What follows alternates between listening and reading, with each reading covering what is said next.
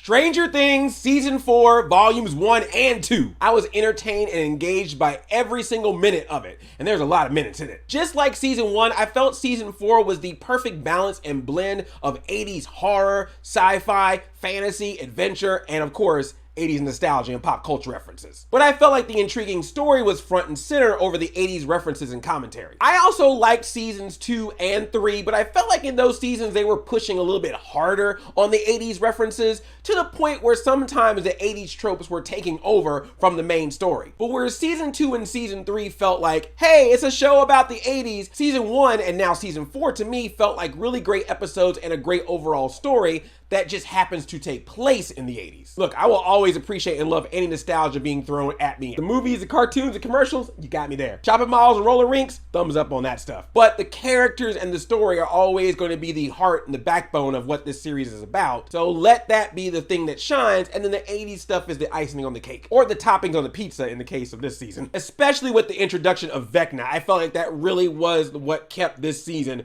very strong and very centered, was that we had a main baddie to take care of. I am Vecna and I'm going to destroy all of you and take over the world and you gotta stop me.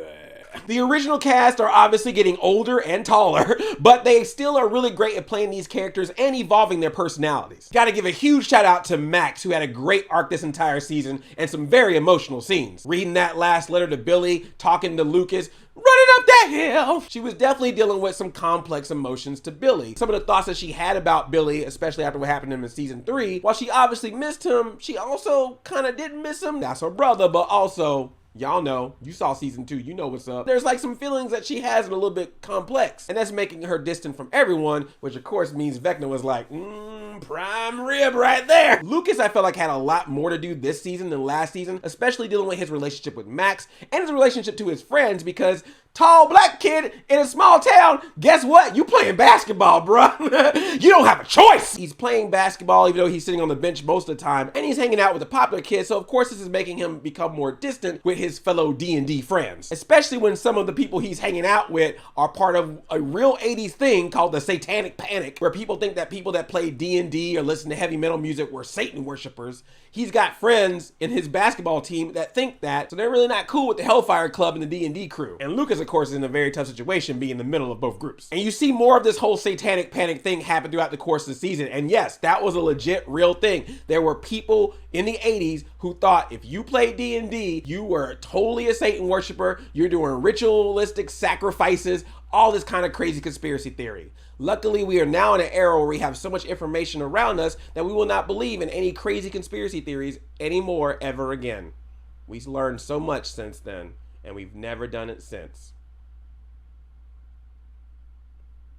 If only could. Now, with some of the characters moving away to California and the addition of more characters like Robin, who's awesome, Erica, who's awesome, and all these new characters are coming in like Argyle, who's awesome, Eddie, who's awesome. A lot of really cool characters, but I thought that was going to make it difficult for everyone to be able to have their chance to shine this season, but they actually do. There's a couple of characters I wish they could have done a little bit more this season, but I feel like everyone at some point gets their moment and have some growth in their story. We even get Dustin's girlfriend coming back, Miss Never-Ending Story. And I especially love that the show gives the characters the time to deal with their emotions and their feelings and how they're dealing with each other as well as themselves, as well as dealing with giant monster beasts. Eleven, for example, is trying to deal with losing her powers, her long distance relationship with Mike now that she's moved to California with the Byers, and she got to deal with some schoolgirl bullies, but she knows how to take care of one of them. This girl was bullying her for multiple episodes, and I was like, you better leave 11 alone. I know she ain't got her powers, but she still got that attitude. And sure enough, 11 got bullied at the roller rink, and she saw a roller skate and saw that girl's nose. It was like, y'all two need to connect. Wow! Soon as 11 picked up that roller skate, I was like, do it. And do it she did. She straight up Marsha Brady'd that face so hard. Oh, my nose! Angela!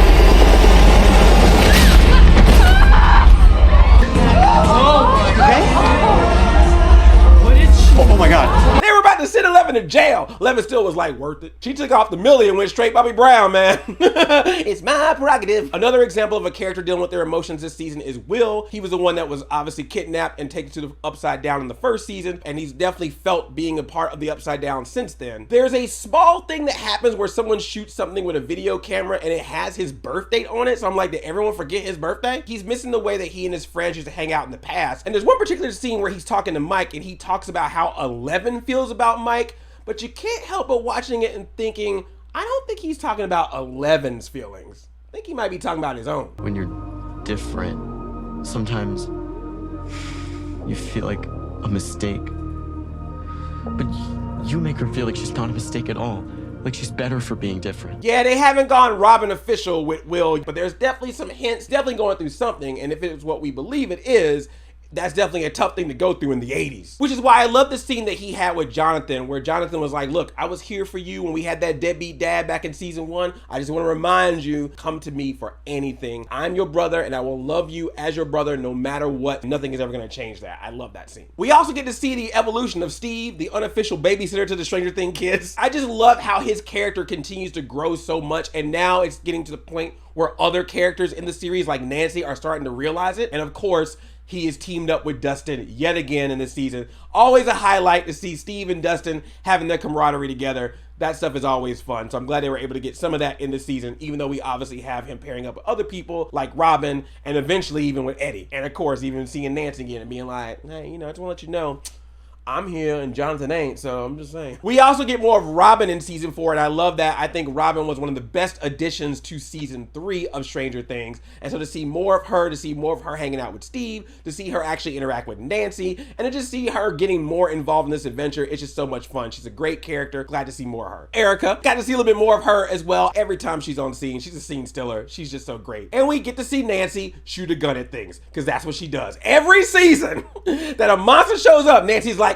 let's go. The new characters this season are astounding, especially Eddie Munson, which has to be a play on Eddie Munster, and Jonathan's stoner friend Argyle. Eddie Munson, definitely one of the highlights of this season. Just the rock and roll D&D that is ready to live his final days in high school. He enjoys not following the status quo. He's completely misunderstood by his schoolmates and eventually the entire neighborhood when he's basically believed to be a murderer because he was with the right person, but he was with her at the wrong time. Eddie's introduction in the first episode of this season was so great. Completely nailed what that character was going to be. I actually got a little nervous when he was on the run because I thought that at this point he's just gonna be part of a plot. But of course he eventually joins the adventure with the gang and we get that pure Eddie Munson attitude coming right back. And it's so much fun, especially when you see him interacting with the other characters, and especially when he teams up with Steve. The Steve and Eddie stuff is hilarious. And I found out that there's a couple of lines that Eddie ad-libbed throughout some of his interactions with Steve. So some of those reactions you see of Steve is like naturally being like, I never heard him say that before. So that's great. And I gotta love Argyle, man. Like, this dude is Spicoli from Fast Times mixed with Michelangelo from Ninja Turtles, mixed with Jay and Silent Bob, all rolled up in a nice blunt. He loves making pizza. He loves pineapple on pizza, so respect to that. Oh, fruit on your pizza's gnarly, you say? Well, I say try before you deny. He loves getting high, smoking weed, and the best thing about him is he never questions anything that's going on in this entire thing. Anytime someone's like, hey, there's a superpowered girl and the government's after us and there's monsters from the Upside Down, he's just like, yeah, let's go, my dudes. He never questions it. He always believes it all, and that's just so much fun. He's a very fun comic relief addition to the series. And Vecna as the season's main villain, woo, that is just what this show needed to kick back into gear. It was nice to see a speaking, thinking, tactful villain go up against the crew versus the usual assortment of screaming demigorgons and shadow beasts. Give these kids a challenge. Also, after this show, I will never have a grandfather clock in my house ever. I don't trust them now.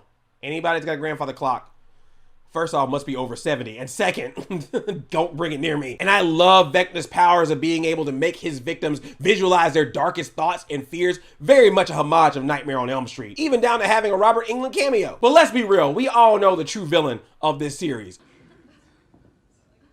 You know, freaking Jason, that mofo right there, that straight up Riverdale reject and his little crew, they got to go. I do not like them. Sam, I am. Pulling a gun on Lucas, his cohort, tackling and threatening Erica. I don't like any of them. Y'all treat the black characters too bad. I don't like it. Look, I'm not siding with Vecna, but I was also like, Vecna, If you need some people to destroy, to open up your portal to get from the upside down to here, I got some suggestions. Why you gotta mess with Chrissy and Max and that one nerdy kid that looks like he's from the Encyclopedia Britannica commercials? Go with Jason and this crew. Get them. The only person that Vecna gets from that group is the one black kid that's not Lucas. Vecna, that's messed up. There's only like 7 black people in Hawkins.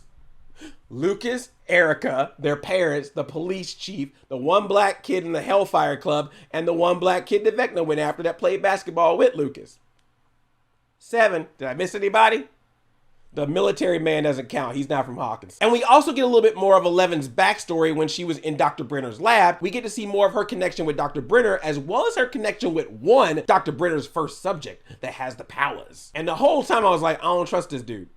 And there's also a mystery of who brutally murdered a bunch of Dr. Brenner's kid subjects, obviously using some kind of powers. Was it 11 or someone else? There's also a story about a supposed haunted house where most of a family mysteriously died, and the father was alive, but he was blind, and people believe he committed the murders. This season does a really good job in showing all of these different stories that seem disconnected at first, but over time you start to realize that every story you're seeing is somehow connected to the main threat and the main story. Sometimes even one character you see over here and this other character you see over here, the two become one. Also, a certain someone from 11's past returns. No, not 8. They did not bring her back. Are we just never gonna follow up on that story? Now, y'all know who comes back. Dr. Brenner returns, and he's supposedly there to help 11 bring back her powers. But y'all know Dr. Brenner, that dude is manipulative as hell. He is trying to manipulate 11, manipulate everybody else around him. That's just how Dr. Brenner do. But Dr. Brenner, you better watch out for 11. Like I said, she straight up Marsha Brady'd a girl in the nose with a roller skate. You don't want to mess with her this time, Papa. There are some amazing cinematography shots and some rock out action sequences throughout this season. Man, the camera work. Mwah! There's one scene where half of the group is riding their bikes in Hawkins and another half of the group is riding their bikes in the Upside Down. And the camera literally circles from one group riding bikes to the other group riding bikes. It was so cool. The entire cut back and forth between Lucas finally getting to a basketball game. Meanwhile, Erica is rolling into the D&D, Apollo Creed style, got the American flag on her, because you can't spell America without Erica. Erica straight up rolling a 20 while Lucas is making the winning shot. Oh, that's so good. The Sinclairs were on it that day. Anytime Vecna claimed the victim, especially the first time, I was like, God dang, they rising up in the air, the eyes all in the back, and they're all like, moving in parts like a freaking Rubik's Cube, like, ow! Of course, episode 4, Max thinking she's gonna get taken away from Vecna. Then she sees her friends. They put that music on. If I could, I make a deal with God. Boom, boom. And I'm willing to swap our places. Max, run up that hole, run up that hill. Max. I'm still here. Ah! Chrissy, this is from you. And man, Eddie Munson in the Upside Down, distracting Vecna's evil bat creatures by getting on top of his trailer in the Upside Down with his guitar, rocking out some Metallica. Yes, rock, yeah. Cool. Yo, when I heard that Netflix was throwing out millions of dollars per episode for this show, I was like, do you really need it? I mean, you gotta find some 80s clothes and things, but like, you don't need that much money. Now, after watching this season, I'm like, okay, I get it. Money well spent. Spared no expense. I know a lot of people are digging this show. The only complaint that I've really heard is about the length of the episodes, and they're long. Most of them are over an hour long. Volume 2 has a 90-minute episode and a 2.5-hour finale. Even Zack Snyder's like, dang. Now, the length of the episodes didn't bother me too much. I was binging it anyway, so it didn't really matter. And I was also really invested in the series, so I was loving every minute of it. But I will be honest and say that I do think the last episode could have been split into 2 episodes. There's a scene where there's a literal meeting of the minds between 11 and Vecna. And in my opinion, when 11 shows up in that scene, I feel like that would have been a nice cut and you could have played the rest of it as another episode because there was still about 50 minutes left. You had an action-packed finale followed by an epilogue, and that itself could have been its own episode. But again, I was binging the whole thing, so it doesn't really matter. Also, I don't know why, but I'm still weirdly conflicted about the Russia storyline in this series. I don't hate it. There's actually some really good stuff in it, and I totally understand why it's there. It's the 80s, the new Cold War, Red Dawn, Wolverines. I understand. And looking at these Russian soldiers, I could totally see them wanting to control some Demogorgons to fight Americans or to start a war. Like if these dudes were in Jurassic World Dominion, they would have totally bought those remote control raptors. And I accepted the Russia stuff in season 4 a little bit more than I did in season 3 because season 3, I didn't know it was coming. Kind of threw me off a little bit. I'm now into it a little bit more, but for me personally, it still kind of feels like a different show when we get to those scenes. Still enjoy it, but just don't feel like it's on the same level as the other stuff that's happening in Hawkins. The tone is pretty much the same, but it just seems like the threat is different. Like the Russia stuff feels like real life threats, whereas all the other stuff feels like fantastical threats. Like I oddly believe Hopper and Joyce and Murray and all the Stranger Things kids would be better off surviving these monsters and Demogorgons and Vecna than Russian soldiers. But once I put that bias away and just accepted it for what it was, I was able to get into it more and I was totally fine with it. But yeah, I was still entertained by the Russia stuff. It still was very action-packed and entertaining. And I especially loved Hopper and Joyce and Murray and their new allies and enemies in the Russian prison during those scenes. Hopper is such a badass in this. Now that he has like a Russian partner in crime, boy, they went off on them Demogorgons. Murray is just as wild and hilarious as ever, and I love that he still is the voice of reason for us, the audience, to be like, what the hell's going on here? And why are we doing this? And I just absolutely love Joyce every single season. She's always going in to do whatever it takes to save and protect the ones that she loves and cares about. She did that with Will in the earlier seasons, and she's definitely doing that with Hopper now, and I just think that's awesome. And man, when Hopper and Joyce reunited, that dude was in a Russian jail for a good amount of time. You know what I'm saying? He saw that Winona Ryder and was like, hey, bow, bow, bow, bow. And we find out that the Russians definitely trying to farm some Demogorgons, and you know what happens when you see a bunch of monsters in glasses. You know what's gonna happen with that glass. Break, attack. Man, the Demogorgons in Russia hit different. Like they are just, them Demogorgons, they like playing with them over there. Cause they'll let them shoot them. They'll actually wait while you shoot them. They're like, boom, boom, boom, boom. They'll just be like, oh, ooh, ooh, ooh, ooh. And the moment you run out of bullets, Demogorgon's like, oh, you done? My turn. Gotta aim for that mouth, man. Shoot it in the mouth. To get ready for season 4, I rewatched seasons 1 and 2. I binged season 3, and then I binged season 4, volume 1, and then volume 2. So not only did I love season 4, both volumes, but now I have a reignited love for this series as a whole. It's smart, it's entertaining, it's adventurous, it's got lots of horror and great actors, and it also just reminds me of all the 80s pop culture that I loved. And I know I was a little bit more critical on seasons 2 and 3 talking about this, but I really did like those seasons as well. I very much enjoyed them. I just felt like season 4 just had a really nice pace to it, which is ironic for a season that had very long episodes. And if anything, season 4, based on how many times it connects to stories in the past, made me appreciate all the seasons even more. And if you've never seen this series, I highly recommend it. Definitely worth the binge, all 4 seasons. And I can't wait for season 5, which is going to be the big finale. Bring it home. Wrapping up a series is always tough, but I feel like those Duffer Brothers can do it. What did you think of Stranger Things season 4?